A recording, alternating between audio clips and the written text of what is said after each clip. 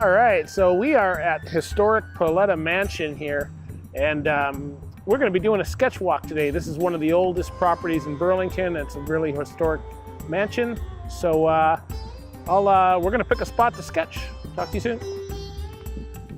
All right, so we're just going to walk up to the main house right now and see if we can I want to get a sketch of the house. I only have about an hour or so here on the property, so we'll see how far we can get. But I've done some events here. It's a pretty cool place, nice grounds. They'll do a lot of weddings and stuff like that here.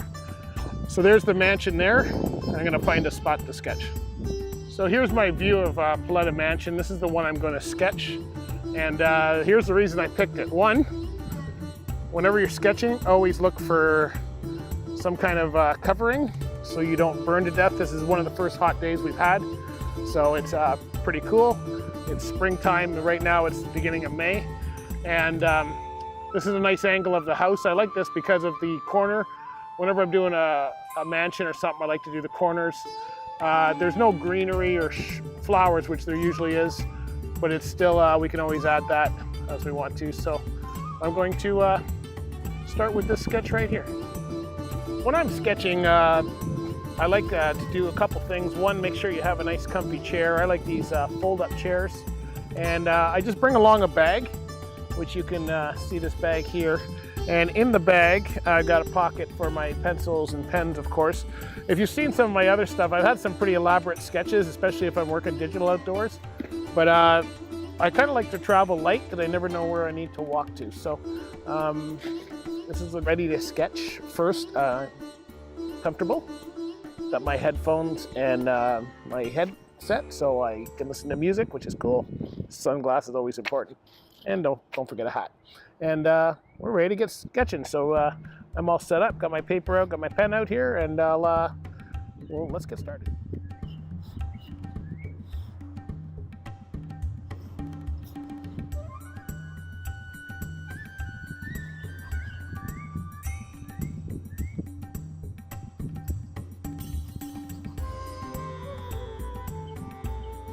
Okay, I've blocked in the main part of the house here. You can see it's very rough. It's just very outlines. And I've got, this is what we're drawing here. So it seems like we're far away off, and we are. But the nice thing about this is that if you have it blocked off like this, you can see what is what. You could actually make this up because you know where a window goes or where a door is. Now, I'm gonna try and get as many patterns as they want, but this is where the fun part, once I get it blocked in like this, the cross-hatching is what I like. So I'm gonna start putting in the details. So we're gonna go from this to this. Yeah, me too. All right, get started.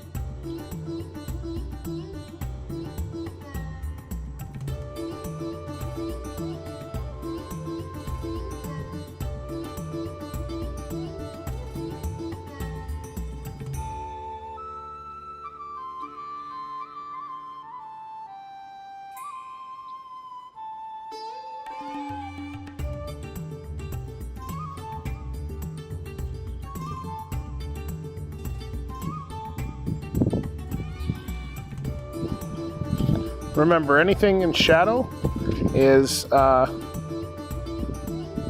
anything that's cut off by the light will be in shadow, anything that's in the light will be lighter. So just make sure you keep that perspective going when you're doing your shadows.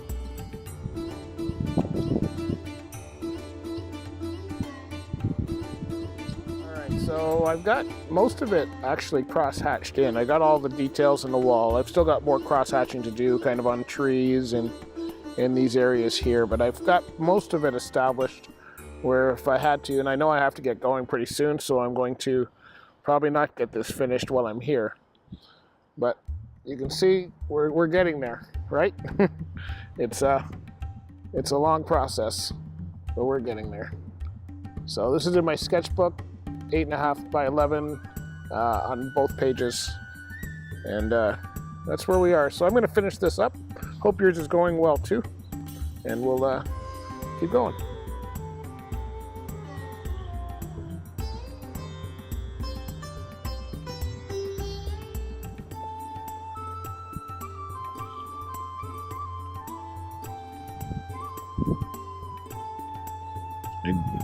Executive sketching, executive, what do I call this?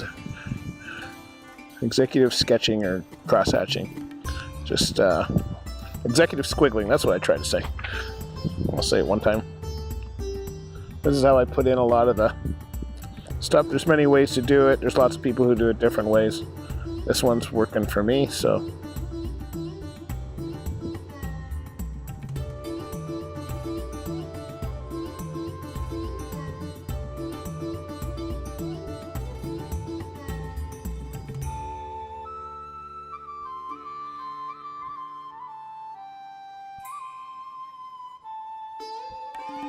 So what I like to do when I'm out here sketching is to, I don't have all day to stay out here as much as I would like to.